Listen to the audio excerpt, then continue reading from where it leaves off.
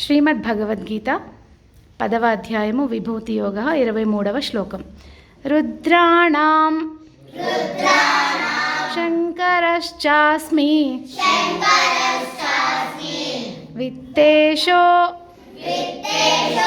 యక్షరక్షసాం వసూనాం పావకశ్చాస్మి మేరుః శిఖరిణామహం. రుద్రాణాం శంకరశ్చాస్మి విత్తేషో యక్షరక్షసాం వసూనాం పావకశ్చాస్మి మేరుః శిఖరిణామహం.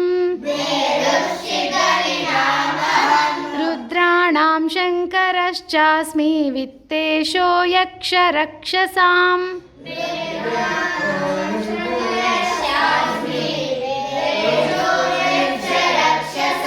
వసూనాం పావకశ్చాస్మి మేరుః శిఖరిణామహం.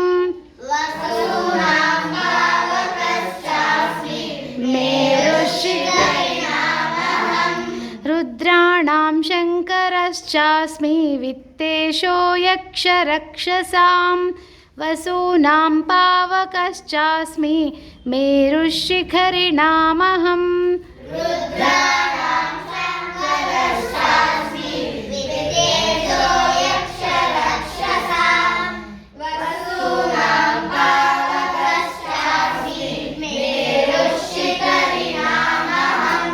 సర్వం శ్రీకృష్ణార్పణమస్తు.